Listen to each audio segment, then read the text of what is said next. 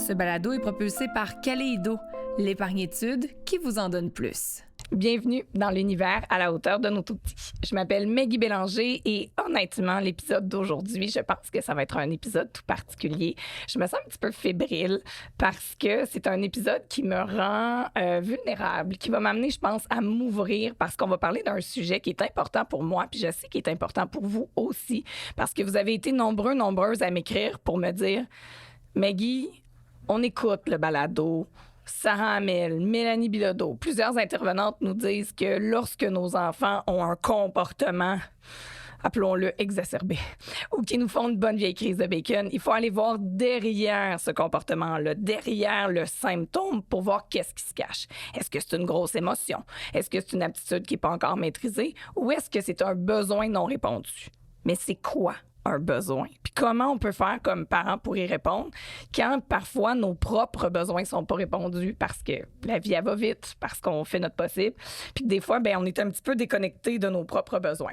Alors c'est ce qu'on va explorer aujourd'hui ensemble avec Sarah Hamel, psychoéducatrice, et avec une fille qui est au balado pour la toute première fois, Mélanie Ganimé, humoriste et consultante en relations d'aide. On va se demander c'est quoi un besoin afin qu'ensemble, on puisse être à la hauteur de nos tout-petits.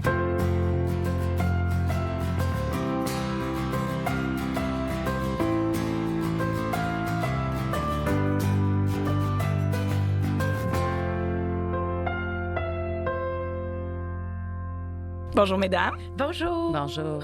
Ça va bien? Ça va bien, toi? Oui. Êtes-vous un petit peu nerveuse? Oui. Oui. Non, mais c'est comme un gros sujet, je trouve. Tu sais, on se dit qu'est-ce qu'un besoin? Voyons, on ne fera pas un show là-dessus. Je pense que oui. Tellement. Puis j'essayais justement de me préparer en me structurant la pensée parce que, avec le temps, hein, t'as vu que quand que je pars sur une fille, je m'arrête plus. Fait que j'essayais de me structurer pour justement pas trop partir dans toutes les directions. Puis j'ai trop de choses à dire. Mais moi, je vais essayer de vous structurer. Je vais essayer de vous ramener. Et je vous l'ai dit donc d'entrée de jeu, Mélanie Ganimé est là. Bonjour. Salut. Mais j'aimerais ça, Mélanie, on va résumer, là, mais expliquer aux gens, parce qu'il y en a peut-être qui se disent, Mélanie a son propre podcast, Mélanie Consulte. Elle est humoriste, elle est consultante en relations d'aide. Qu'est-ce qu'elle fait à la hauteur de nos tout-petits? Ah, ben là, c'est ça. Moi, je connais une fille qui s'appelle Maggie Bélanger, qui est super chaleureuse, accueillante et généreuse. Puis elle m'a dit, hey, ça te tente de t'en venir? On va parler de besoins. Puis j'étais comme, oh yeah, c'est un de mes sujets préférés. Oui. Fait que j'ai accepté l'invitation. Mais oui, je pense qu'on est multipotentiel dans la vie. Faut l'accepter en première étape, hein, quand on se dit qu'on a le goût de se donner le droit d'essayer plein d'affaires. Fait que depuis 15 ans, je suis humoriste. J'ai toujours trippé sur les comportements humains. J'ai un podcast où est-ce que c'est moi la cliente qui va consulter des spécialistes experts dans leur domaine. Et aujourd'hui, tu es là comme experte, c'est ça que j'ai. Ah, ça, c'est drôle. Ben, oui, c'est un on gros change mot, de je terre. trouve. C'est un gros mot, mais on pourrait dire comme une passionnée des comportements humains. Oui. Et la maman d'Enzo, parce que là, je Oui. peux vous le dire, si vous entendez des fois que ce soit des petits manchouillis ou quoi que ce soit, Mélanie est venue avec le beau Enzo, que vous pouvez aller voir sur ses réseaux sociaux. Vous allez voir, il est charmant. beau. Alors voilà, si vous Mais juste l'entendez, c'est préciser que normal. Enzo, c'est un chien, là. Oui. Parce que ça, jusqu'ici, ça sonnait comme si c'était son chum ou son enfant, le beau Enzo, qui beau mâchouille en arrière. J'avoue que Elle a c'est mis le louche. beau Enzo dans le coin. Non. C'est un chien et là, il se promène dans le studio. Il vit sa vie. Oui, Voilà. sa vie de chien. On a caché des croquettes partout. Fait qu'on va souhaiter que ça marche bien. Bon. Je suis convaincue. Allons-y. Donc, mesdames, vous allez peut-être me trouver naïve, mais lorsque j'ai pensé à ce sujet d'épisode-là, je me disais, est-ce que les gens vont me trouver un peu épaisse de pas nécessairement savoir c'est quoi un besoin? J'ai même eu besoin d'aller dans le dictionnaire Larousse juste pour voir, tu sais, c'est quoi la définition d'un dictionnaire? Puis ça dit qu'un besoin, eh bien, c'est quelque chose qu'un humain ressent et que s'il n'est pas comblé, ça peut affecter sa vie. C'est ce qu'il donne comme définition. Je trouve ça large, mais précis à la fois, puis je voulais qu'on parte avec ça. C'est drôle parce que cette nuit, je faisais de l'insomnie en pensant à ça. Puis justement, j'essayais de me monter une définition maison. Puis, c'est vraiment quelque chose qui est nécessaire à notre survie, carrément, là. Fait que, tu sais, c'est là que souvent, c'est important qu'on fasse la distinction chez nos enfants entre un besoin et un caprice. Un désir. Ouais, c'est ça, exactement. Puis, ben souvent, là, il y a des besoins, des réels besoins qui vont être interprétés comme des caprices ou des désirs.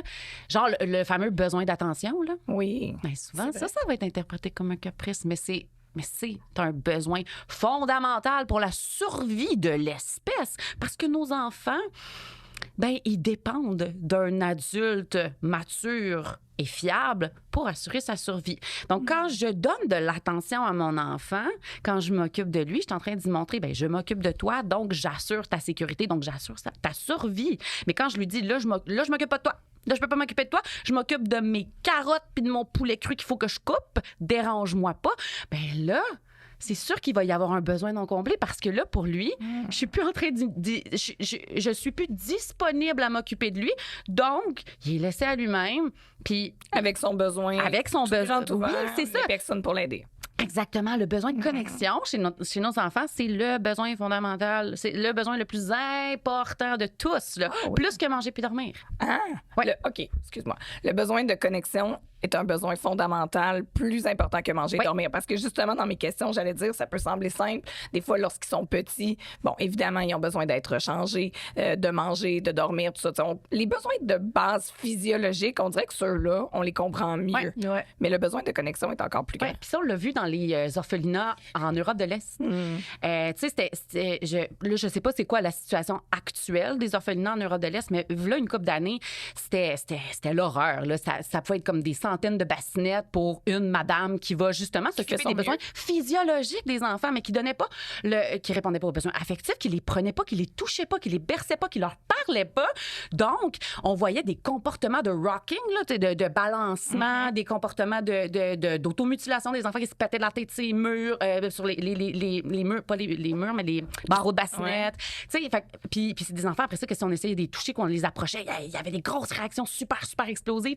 Fait que les enfants qui sont privés de ce contact-là, de cette connexion, de cet amour, de cette chaleur, de la proximité physique, ceux qui sont privés de ça, ben ça a des conséquences incroyables sur leur développement. Puis même, on le voit, hein, tu sais, quand il y a une catastrophe naturelle, notre réflexe numéro 1, c'est pas d'aller chercher de la bouffe puis de l'eau, c'est d'aller chercher nos proches. Oui, c'est vrai. De se regrouper tous ensemble pour se mettre à l'abri. C'est le besoin le plus important. On est des êtres sociaux. Puis on carbure à cette connexion-là. Puis quand on l'a pas, on va tout faire pour l'avoir. On tombe dans la poursuite de l'autre. Pour combler notre propre besoin. Et puis c'est là qu'ils vont apparaître des comportements de recherche d'attention négative. Que là, on va dire, ben non, moi, je donnerai pas d'attention à ça. Parce que sinon, je vais payer pour le comportement. Ben non, au contraire. C'est le signal là, que là, il y a besoin d'être rassuré par rapport au lien affectif, par rapport à notre connexion, puis par rapport à notre disponibilité de nous occuper de lui. Je comprends.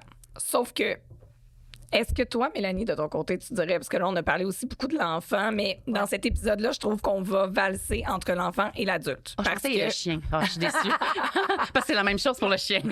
Mais mon c'est la même affaire. chien est plutôt limité.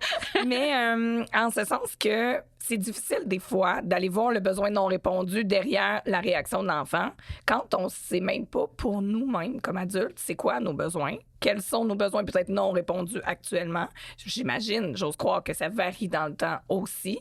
Fait que tu dirais de ton côté, toi, avec une perspective plus adulte, avais-tu cette même définition-là du besoin? Bien, en fait, je vais utiliser ce qu'elle vient de dire parce que, c'est super intéressant, c'est super découpé par rapport aux besoins et les comportements qui viennent avec. Le besoin de connexion, c'est ultra puissant. Puis la connexion, elle peut se passer de soi vers l'autre. Ouais. De l'autre vers soi, mais elle peut se passer de soi à soi. Le besoin, quand on veut être en mesure de l'identifier, ben il faut se permettre de le ressentir. Fait que c'est sa connexion à soi-même, je pense, qui commence en premier. Puis c'est en montrant, j'imagine, là, moi, je peux pas aller là-dedans parce que ça fait pas partie de mes connaissances du tout, mais quand on apprend soi-même à se connecter à soi, j'imagine que dans l'éducation des enfants, ben tu vas montrer ta connexion à l'enfant, mais pour lui montrer sa connexion à lui aussi, envers lui-même.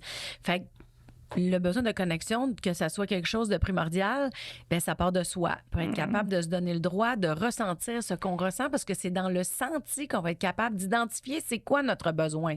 Puis comme elle le disait d'entrée de jeu, un besoin, c'est essentiel. On ne sait pas d'où ça sort, un besoin. On ne peut pas l'expliquer. Il n'y a pas de...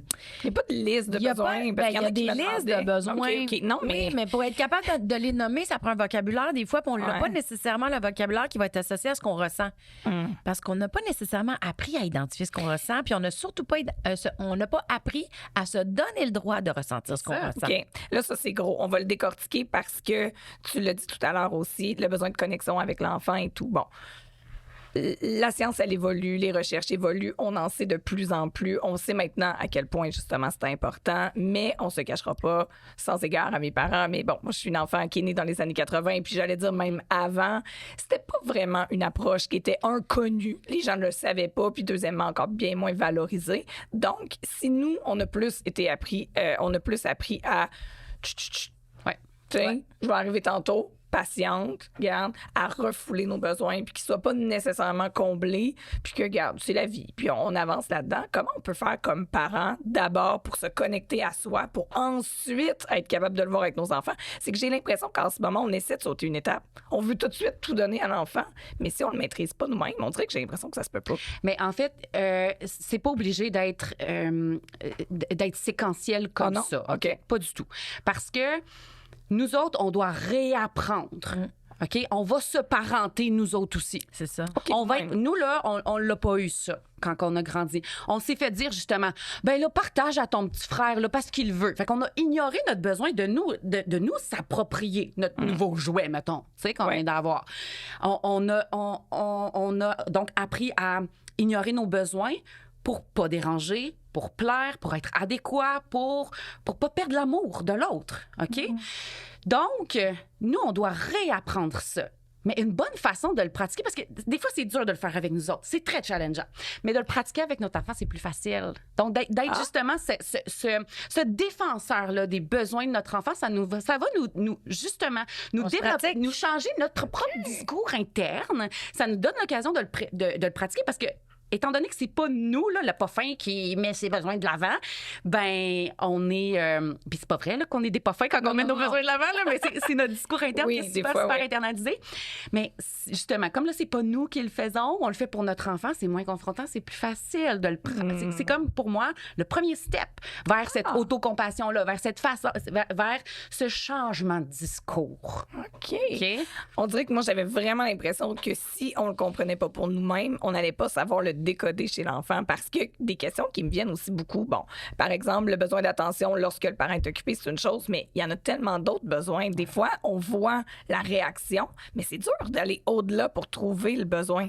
On dirait que si nous-mêmes, on n'est pas connectés à nos besoins, est-ce qu'on est capable d'imaginer que ça peut être le besoin de l'enfant? Parce que je veux dire, naissant, bon, on s'entend que les besoins de base, les besoins de connexion, mais tu sais, à 2, 3, 4, 5 ans, il va pas nous nommer nécessairement son besoin. Là. Effectivement, mais je veux juste rewinder un petit peu. Parce qu'il y a une affaire qui est vraie, par exemple, dans ton raisonnement, c'est que si...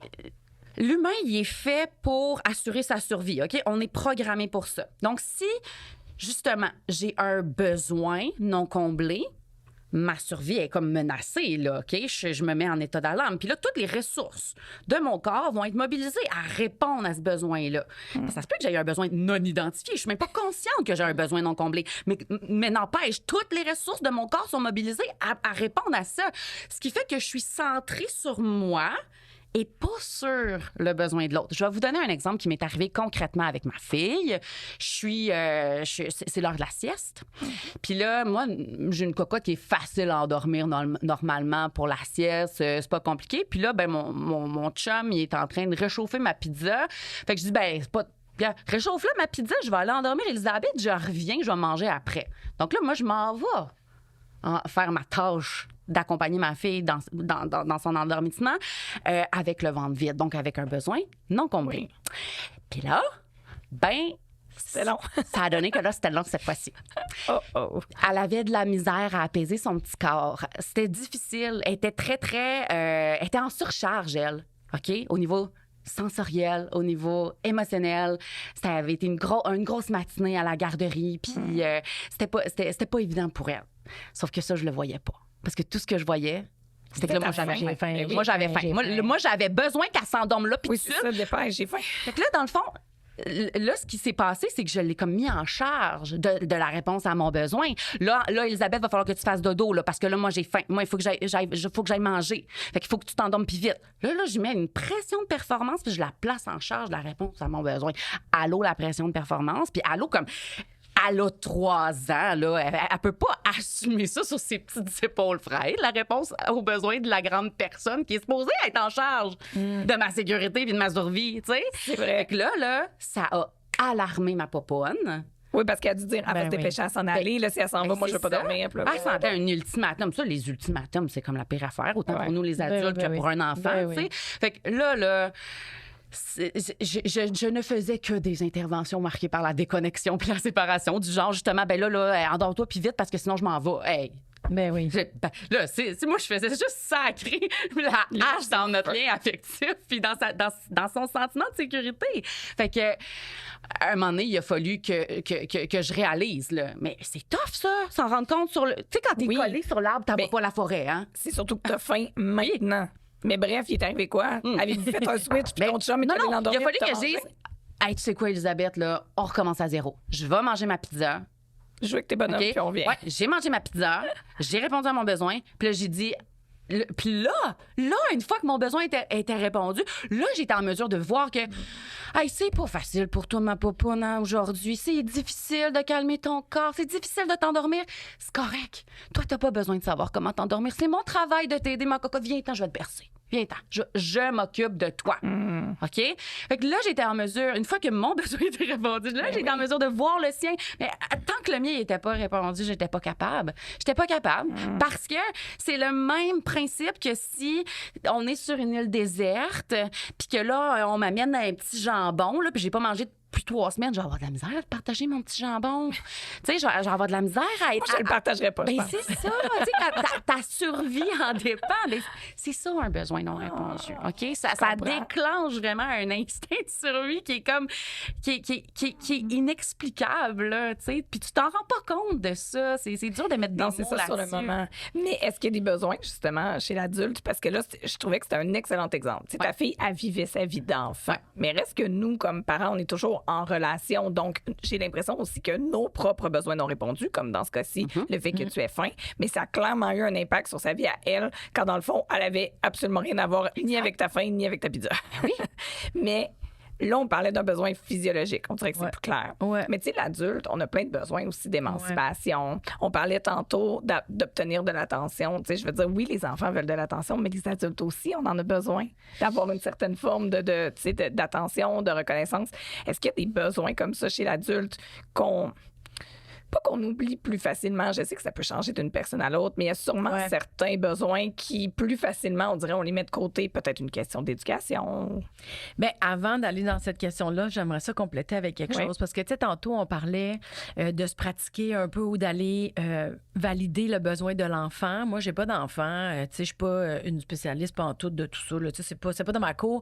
Mais je pense qu'on a une responsabilité en tant qu'adulte en général, ne serait-ce que pour soi-même, de devenir responsable, d'apprendre à se connaître, responsable d'apprendre à identifier ses besoins. C'est super de se pratiquer avec les enfants. Les enfants, c'est des miroirs aussi. À un moment donné, on est capable de comprendre quel vocabulaire on va utiliser pour l'enfant ou juste être en connexion avec quelqu'un d'autre. Tu sais, il y en a des gens là, qui ont aucun vocabulaire émotionnel, qui ont aucun vocabulaire pour les besoins. Puis ça devient pratique. Plus tu connais ton propre vocabulaire ou que tu es capable de nommer besoins, émotions, ben ça devient plus facile dans une conversation avec quelqu'un d'autre aussi. Ben oui. De dire à la personne comment tu te sens, quel mot tu mettrais là-dessus, t'aurais-tu une image, tu sais, pour, ben oui, on en a un qui grouille, il joue avec ton manteau. Oui, c'est parce que moi, j'ai des trees. Moi aussi, je suis une dog mom. J'ai des dog trees dans ma poche. Il va me défoncer. Il va détruire ton c'est ça. manteau. Je vais le monter. Tiens, donne-y ça en échange. Oui, t'as pas chier. On fait du trade de croquettes. Oui, voilà. On s'échangera nos croquettes. Fait que, tu sais, je pense qu'on a une responsabilité humaine envers nous-mêmes avant tout. Tu sais, l'espèce d'exemple que tout le monde utilise constamment, qui est un peu cliché, mais que moi, je m'en fous que ça soit cliché parce que c'est super utile. Quand t'es dans l'avion, s'il arrive quelque chose, l'oxygène, t'as mets sur toi à premier. C'est vrai. Puis après, tu vas pouvoir aider les autres parce que tu peux pas mettre de l'oxygène sur tes enfants ou les gens d'à côté si tu respectes plus, tu sais. Exact. Fait que c'est un peu la base de dire, on va apprendre à se connaître, à identifier notre langage, à identifier c'est quoi le mot, parce qu'on met pas tous les mêmes mots sur les mêmes sensations. Ah. Oui, parce C'est qu'on intéressant, mais en même temps, ça devient confondant parfois. C'est pour se comprendre. C'est pour ça que ça vaut la peine d'apprendre à nommer, puis à comprendre, puis à identifier comment on se sent dans certaines situations pour faire est-ce que c'est qu'est-ce qui se passe là, qu'est-ce qui est pas comblé, tu sais, de quoi j'ai besoin. Mais en même temps, c'est tellement dur de se poser la question de quoi j'ai besoin là. Ça, c'est la pire affaire. C'est quoi mon besoin non comblé? On dirait que c'est anxiogène. C'est En tout très cas, moi, anxiogène parce que tu te dis pourquoi je trouve pas, pourquoi je sais pas, c'est quoi je me connais pas, c'est quoi mon problème. Fait que ça, à un moment donné, ça peut devenir super anxiogène de pas trouver comment on se sent, mais en même temps, on est souvent dans la performance, dans la stratégie mentale, dans l'organisation, dans la planification. Puis ça, c'est pas du senti. Non, c'est ça. On est vraiment dans... Puis c'est super utile, là. Ben oui, puis surtout quand on est parent, on le sait, là, la charge Ben mentale. oui, les complètement. idées, ça. Mais j'ai l'impression que parfois, on se laisse prendre puis qu'on est... Complètement. Peut-être pas 100% du temps, ce serait beaucoup, mais une majorité de notre temps vraiment dans la tête, puis on se connecte plus. Mais pour revenir aux exemples que Sarah vient de donner, Mélanie, tu nous amenais sur le fait que parfois, on a tendance, puis je dis pas ça pour dire qu'on est des méchantes personnes, mais à se tourner vers les autres, vers l'extérieur pour justifier des choses au lieu d'aller voir à l'intérieur. Ben c'est plus facile. C'est moins confrontant. C'est moins confrontant. On est habitué d'être dans notre tête, aller dans le senti. C'est parce que dans le senti, quand on descend là pour vérifier comment on se sent, mettons que c'est de la joie, c'est le fun. Mais mettons que c'est de l'anxiété, mettons que c'est de la tristesse, mettons que c'est de l'isolement qu'on ressent, là, c'est moins le fun. Fait que par mesure de protection, les humains, c'est juste normal, là. Tu sais, on aime mieux pas aller là. Est-ce qu'on peut dire que dès qu'on se connecte à nos besoins, à notre senti, on devient assurément vulnérable? Assurément. Ben oui, c'est ça le danger. C'est ça. Fait que c'est pour Ben ça oui. qu'on En peut pas aller guillemets, là. on peut mettre danger en danger, guillemets. oui, Ouais, c'est c'est ça. C'est ça le risque. Ben, c'est Ok. la croyance, c'est que c'est un risque. Quand dans la vraie vie, bien accompagné, si on est dans une situation plutôt difficile, c'est faisable. Puis même avec soi-même, tranquillement, en douceur, sans se donner de performance dans apprendre à se connaître, là, parce que ça peut devenir un danger. Mais Oui, tu sais, la ça course se au fait bonheur. très Mais bien. c'est ça, c'est que c'est nécessaire. Ben, c'est Dans ça. le fond, là, quand je dis le risque, ben, c'est risque d'expérimenter des sensations qui sont inconfortables. C'est pas dangereux. Une émotion, aussi désagréable soit-elle, c'est pas dangereux. Ça C'est va d'être tout passer. seul dans une émotion qu'on comprend C'est pas, ça. qui amène la détresse. Citation du docteur Gaber Maté. Mais... mais... J'ai bien aimé ça. Citation, oui. Mais c'est que si, justement, là, je remets ça sur la responsabilité sur l'autre, genre, non, là, maintenant, va falloir qu'il apprenne à s'endormir plus vite là, parce que moi, j'ai besoin de mon temps pour moi. Tu sais, si je remets la responsabilité sur l'enfant ou sur l'autre, là, Le conjoint. ben, peu importe. Si je remets ça sur l'autre, ben là, je me prive d'une occasion en or de plonger dans mon monde intérieur puis d'aller grandir, d'aller identifier c'est où que j'ai besoin. Probablement que ça va venir avec une grosse culpabilité pas Mais longtemps. là, c'est là que je m'en venais, là, C'est parce ça. que je sais que vous êtes deux lectrices de Brené Brown. Ah, Si c'est quelque chose... Brené. C'est pour ça que je me suis permis de la donner. Brené Brown. Non, mais pour vrai, à la maison, c'est la culpabilité qu'on vit tous. Je pense qu'il n'y a aucun humain qui a jamais ressenti Ben non, la culpabilité. c'est une émotion. C'est une émotion, par tant d'autres. Mais si ce sont des sujets qui vous intéressent, je vous dis, ce sont quand même de bonnes briques. Là. C'est une démarche, mais procurez-vous les livres de Brené Brown. Vous allez voir, elle donne énormément d'exemples et les livres sont traduits aussi en français, parce que ça peut être un peu aride en anglais. Mais elle nous amène beaucoup justement sur la culpabilité et le sentiment de honte. Ouais. Est-ce que, dans le fond, ce qu'on a peur, c'est si je vais voir à l'intérieur de moi. OK, on va prendre un exemple. On va me prendre moi. Là, je me prête au jeu, mais ne me jugez pas. En ce moment, je suis à Montréal. On enregistre cet épisode. C'était important pour moi. J'avais besoin de m'émanciper, de faire mon travail. Quand je le fais, j'ai du plaisir. Ça me fait ressentir de la joie. Je suis bien. Mais quand je suis partie, pensez-vous que mes enfants étaient très heureux que je m'en aille? Pas tant. Fait que, maman, on aimerait ça que tu sois là, on a besoin de toi, on a envie d'être avec toi, tout ça. Bon, ça vient des fois avec des pleurs, des fois c'est correct, mais qu'est-ce qui est arrivé? Sentiment de culpabilité. Mais mon besoin actuellement, parce que même si je les aime plus que tout au monde, j'avais besoin de venir faire ça. J'avais envie d'être avec vous autres. Pour moi, ça faisait partie d'une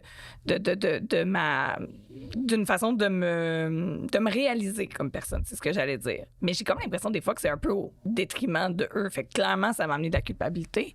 Puis, si on va plus loin, on peut se dire, mais qu'est-ce que les autres vont penser? Ah, ben c'est une mauvaise mère, parce qu'elle passe son besoin avant ceux des autres. Tu sais, la honte, elle vient aussi beaucoup en lien avec le regard des autres. Je peux-tu répondre? Oui, vas-y.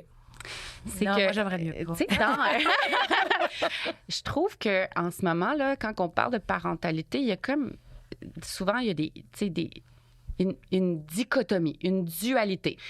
T'as le clan là, de ceux qui sont comme OK, là, c'est bien beau les besoins des enfants, là, mais là, moi, puis Ouais. go, là, c'est correct, on pense à nous, puis on s'émancipe, patati patata. Ou on se sacrifie, puis on a des martyrs, puis là, on se dévoue 100% à notre enfant.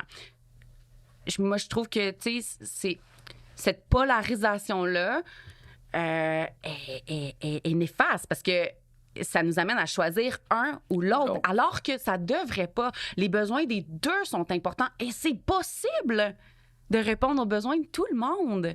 Tu sais, c'est possible de partir de chez nous, mais en maintenant quand même la connexion avec notre enfant. Tu sais, dans le fond, là... Et ils ne sont pas seuls, by the way. Là, ils sont avec les parents, ils ont bien du fun.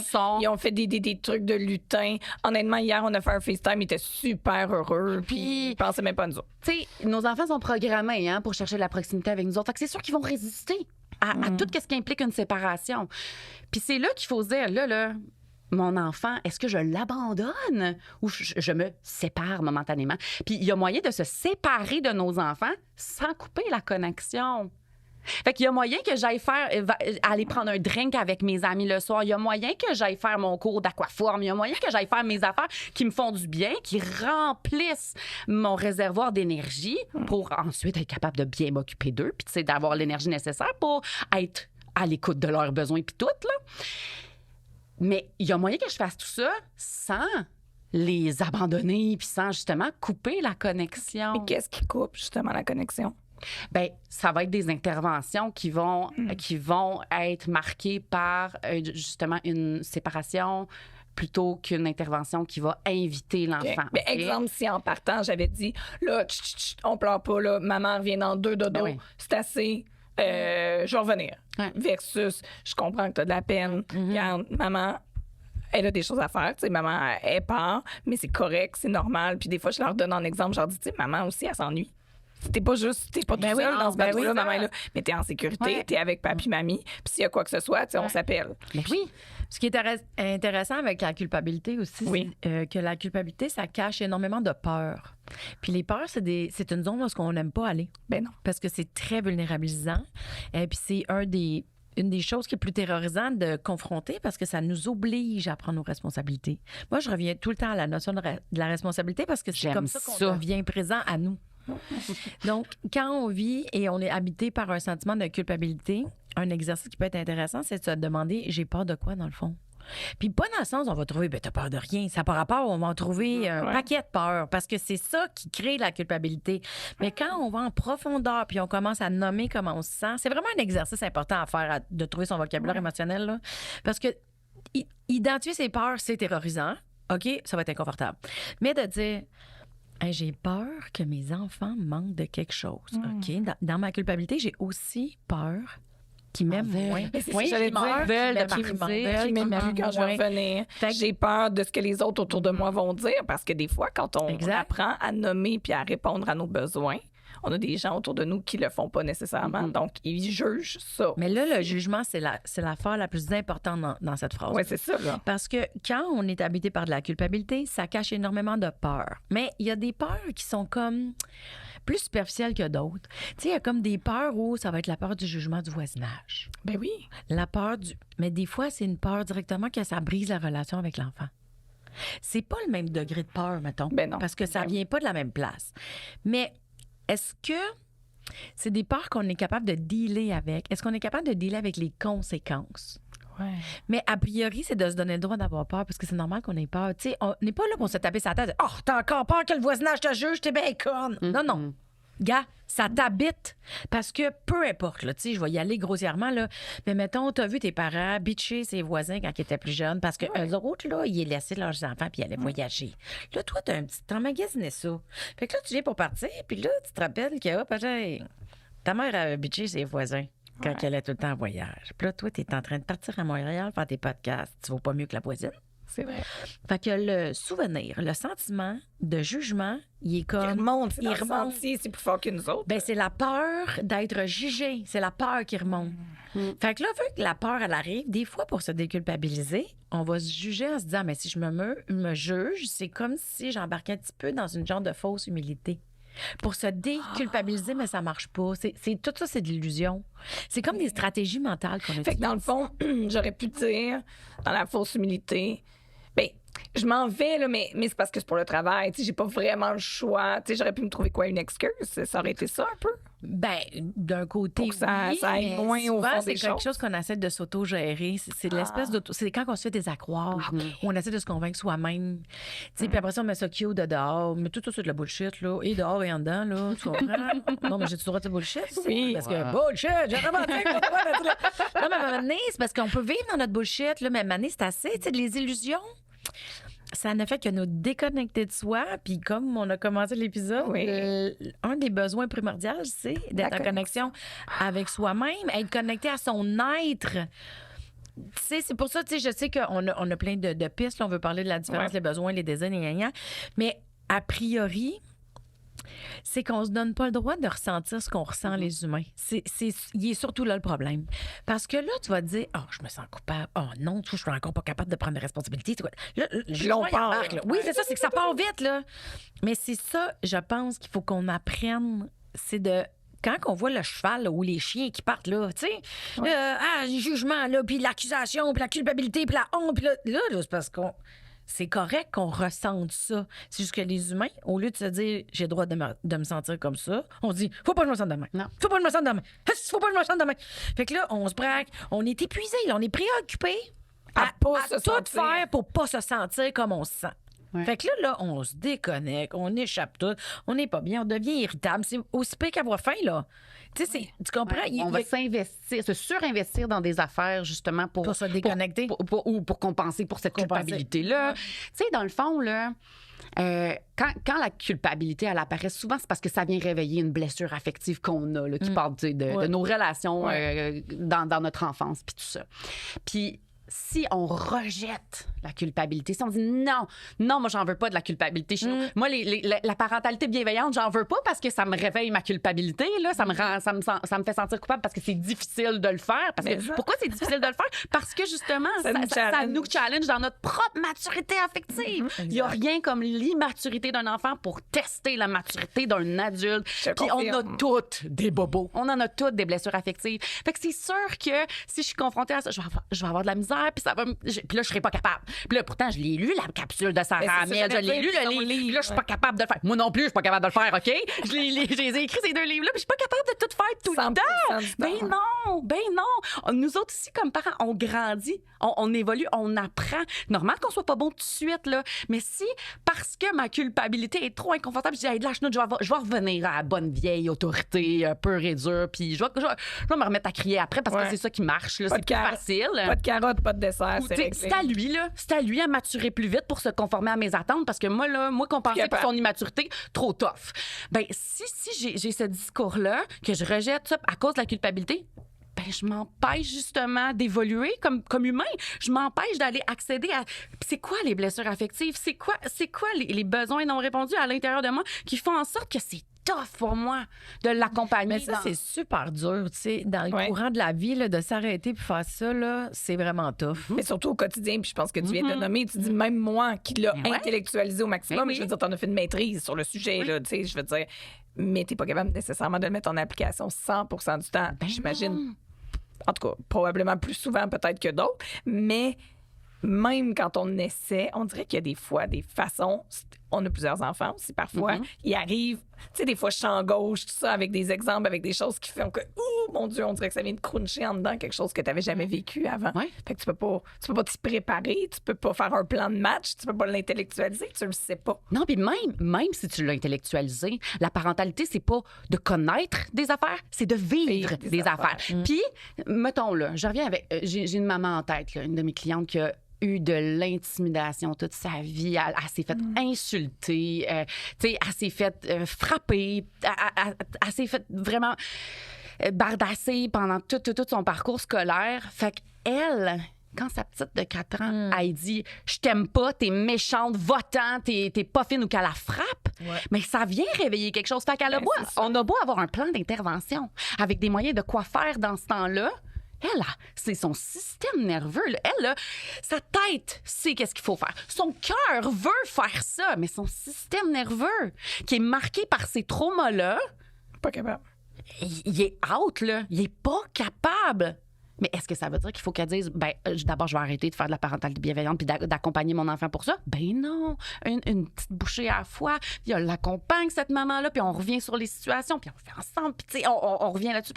Qu'est-ce qu'on peut faire la prochaine fois? Puis on trouve beaucoup de moyens pour apaiser son système nerveux dans ce temps-là, parce que justement, elle se retrouve avec des gros besoins non répondus. Elle se retrouve en méga surcharge dans ce temps-là. Fait qu'elle, c'est vrai là, que la technique qu'on va lire dans les livres, là, par étapes, ça marche pas. Elle, il faut d'abord qu'elle aille se réguler. Elle, il faut qu'elle aille se grounder. Il faut qu'elle aille son mantra, là, sa petite phrase d'ancrage qui rappelle ma fille, elle me manque pas de respect. Elle est immature parce qu'elle a un cerveau immature. Tu sais, il faut qu'elle se rappelle, là, puis il faut qu'elle aille se réguler avant de revenir dans la situation pour intervenir adéquatement avec sa fille. Je comprends. Mais moi, je vais rajouter une parenthèse là-dessus. Oui, c'est important qu'elle fasse son mantra, comme tu dis, mais je pense aussi qu'elle peut se dire « Oh mon Dieu, ça m'affecte donc bien. » Ben oui, mais c'est ça. Tu sais, avant d'aller, moi, j'aurais une tendance à penser que c'est un peu comme l'oxygène encore. Tu sais, ta minute, là, t'es bouleversée. Là. Ça vient te piquer, là. Ça fait mal, là. Tu sais, des fois, dire « OK, je reconnais cette douleur-là. » Tu sais, souvent, c'est parce que c'est des souvenirs de douleur qui n'ont pas été accompagnés. Fait que, tu sais, de se garder un journal de douleur, mettons, ou de blessure, ça peut être une bonne idée de dire, hey, je reconnais ça. J'ai déjà souffert de ça. Ça me. Ah, c'est quoi le souvenir? Tu sais, tu respires, tu fais, ah, c'est ça le souvenir qui me pop. Puis tu fais, ah, ça, ah, OK. Ça m'avait fait de la peine. Ah, puis c'est plat. Mais le but, c'est pas de dire, je vais aller rebroyer ce que j'ai pas broyé. C'est pas ça. C'est d'aller faire un espace pour ce qui a été vécu, puis à ce moment-là, qui a été vécu comme il pouvait être vécu. Avec ce qu'on avait, les ressources qu'on avait à l'époque. Est-ce que le fait déjà de le ressentir, que ça revienne, puis de prendre le temps potentiellement de le noter, ça peut suffire? Tu sais, parce que des fois, des gens comme moi qui cherchent bien les solutions, les process, ben, ça peut déjà être une bonne première étape, puis on verra. Ça peut être un bon outil, mais tu sais, ça a l'air niaiseux, là, mais juste respirer dedans, là, ça fait un job. Tu sais, moi, j'aime ça écrire, fait que je vais écrire. Mais respirer dans de la colère, là, c'est vraiment particulier. Écrire une lettre de colère, ça fait du bien, il y a comme un qui sort. Mais apprendre à respirer, parce que respirer dans de la joie, on sait comment faire. Ben, on est comme bien quand on est en joie, on est comme on savoure. On savoure. Quand on est en colère, c'est rare qu'on se sent joyeux. Mais respirer dans de la colère, c'est de donner le droit à tes corps émotionnels, intellectuels, mental, de tout goûter à la colère d'une shot dans toutes tes cellules. Ça veut pas dire que tu vas rentrer dans un centre d'achat puis tu vas tirer du gun, tu sais, sur du monde. Là. C'est pas ça, là. Non. La colère, c'est faire « je suis en colère ». Je me donne le droit d'être en colère, je me donne le droit de flamber 5 minutes au complet. Pas crier dans ton char, c'est ça, c'est de faire de la place, mais juste... Parce que moi, je trouve qu'accueillir, c'est gros comme mot, accueille-toi, t'es comme, oh mon Dieu, ça donne le goût de fesser dans un mur. Parce que je trouve que c'est vide. Parce que des fois, c'est flou, c'est ça. Accueille-toi, OK, mais je fais comment? C'est ça, mais mettons que tu vis de la colère, mais tu peux écrire une lettre de colère, tu peux aller crier dans ton char, tu peux te laisser, là. Moi, je me rappelle, quand je me suis cassé la jambe l'hiver passé, là, j'étais en colère comme ça fait pas de bon sens. Puis un moment donné, j'ai fait, il va falloir que je me laisse flamber parce que je suis irritable là, dans toutes les situations. Je suis pas capable de me gérer. Je suis tellement dans ma résistance de ma colère parce que j'étais quand je vais exploser. C'est souvent ça qu'on a peur, ça devient un tsunami ou qu'on se met à casser des affaires. Puis je me suis dit, OK, là, de la merde. Là, je me suis assise, j'ai dit à toutes mes cellules de mon corps, là, que ce soit holistique, ésotérique, whatever, je m'en fous. J'étais tellement maudit, là. Je pouvais pas vivre ça. Je pouvais pas rester. J'étais bien trop pognée. Puis je faisais juste de la gestion, là. Faut pas chauffer vos bouches. Plus je me disais, faut pas chauffer, j'étais fâchée. Mais à un moment donné, j'ai dit à mon corps, à mes cellules, à mes émotions, à mes cheveux, toutes mes organes, j'ai dit, fâchez-vous. J'ai été sur le sofa, je me suis donné le droit de flamber d'une shot. Je me suis fâchée, j'ai tout laissé la colère prendre la place. Là. Je me suis donné le temps, là, 20 minutes, 25 minutes. Écoute, ça doit être désagréable. C'était hyper désagréable. Mais j'étais tellement contente d'arrêter de me battre contre ce que je me sentais. Puis à un moment donné, j'ai fait, ça va mal, j'ai pas de fun. Et j'ai pleuré, j'ai crié, tu sais. Puis à un moment donné, j'ai fait, OK, c'est ça, faire de la place. Mais c'est que c'est terrorisant. C'est de le vivre. Fait qu'écrire une lettre de colère, c'est un moyen. Okay. Respirer, c'est un autre moyen. Il faut juste que tu trouves qu'est-ce qui fit. Puis ça veut pas dire pour que... toi, je veux dire, oui, c'est ça. On a toutes des techniques différentes, là, tu sais. Puis c'est pas tous les mêmes moyens qu'on va utiliser pour les mêmes émotions non plus. Ah, OK. C'est pas parce que t'aimes écrire ta colère que tu vas être capable d'écrire ta tristesse. Ça veut pas dire. Tu comprends? OK, oui, je comprends. C'est des moyens, puis il faut qu'on Ça se se peut promette, que qu'on oui, devienne mais- à l'écoute de bon, comment j'ai le goût d'extérioriser ça, là? Comment je pourrais. Le but, c'est de la canaliser vivre, ça. peu Le importe. but, Il y c'est en de la a vivre. qui, à la limite, ça va être dans le sport, Ben oui, ça va être dans les arts. dans les Exact. arts. Ouais. OK. La méditation peut être une façon aussi de se reconnecter à soi. Peu Exact. importe, dans le fond, le moyen qu'on va trouver, le but, c'est de se connecter. Puis c'est probablement d'en tester. Ouais, Tu sais, parce c'est que ça. moi qui est un peu performante, tu sais, on aime bien ça que le premier pas qu'on de teste, même. ça fonctionne. Mais tu sais, se connecter à soi aussi, tu sais, pour plusieurs personnes, c'est très flou, là. Oui, c'est vrai. Mais se connecter à soi de base, là, c'est vraiment se donner le droit de ressentir ce qu'on ressent sans se juger. Mais c'est ça, c'est de une s'auto-valider, phrase, de c'est sûr. Ouais, ouais. s'auto-valider justement dans la situation parce que, tu sais, la précision que tu apportais de dire, oui, mais il faut que, tu sais, d'abord qu'elle se donne le droit là, de se sentir comme ça. Ouais. Puis effectivement, avant de faire quoi que ce soit, quand elle se retire, il faut qu'elle s'auto-valide de dire, hey, t'as de la peine, puis t'as raison d'avoir de la peine. Comme on Ça fait de la peine de se faire rejeter par la C'est personne que t'aimes le plus au monde. C'est ça. T'as raison d'avoir envie de pleurer. Pleure! Pleure-la! Ta tristesse. T'es blessé, là. Pleure-la, ta blessure. Puis après ça, là, Oui. Oui, je comprends. Ouais. On va être plus en selle. Pleure ce que tu ne peux pas changer. Oui. C'est une façon de vivre, de l'accepter. Ouais. C'est clair. Parce que c'est par nos larmes de tristesse, justement, qu'on va accéder à cette acceptation-là que c'est vraiment de la chenoute ce que je suis en train de vivre. J'haïs ça. Je voudrais pas que ma fille me parle comme ça. Je veux plus vivre comme ça. Je veux pas avoir été intimidée. Tout le monde. Je veux pas Mais- que ça se soit passé, mais ça s'est passé, puis j'ai pas de pouvoir là-dessus. Fait qu'il y a rien d'autre à faire que de le pleurer, cette C'est vrai. affaire-là. Tu sais. Oui. Mesdames, ça a passé tellement vite. Mais je vous dis tout de suite, on se retrouve pour un autre épisode. Ah! Là, j'hésite là, parce qu'on enregistre à savoir si je vais sortir les deux en même temps ou une semaine à la suite de l'autre parce qu'on n'a pas encore répondu à la différence entre un désir ou un besoin. Puis je veux qu'on puisse se donner encore des explications sur comment répondre à nos besoins quand on est en contexte familial avec le coparent, avec les enfants, avec d'autres adultes, dans un contexte même au travail à la limite, parce que c'est plus facile à dire qu'à faire. Alors, merci à Sarah Hamel, psychoéducatrice. Merci à Mélanie Ganimé, humoriste et consultante en relations d'aide. Je m'appelle Maggie Bélanger. Vous le savez à quel point ça me fait plaisir d'animer ce podcast-là, parce que le but, au fond, c'est qu'ensemble, on soit à la hauteur de nos tout-petits. Bye bye.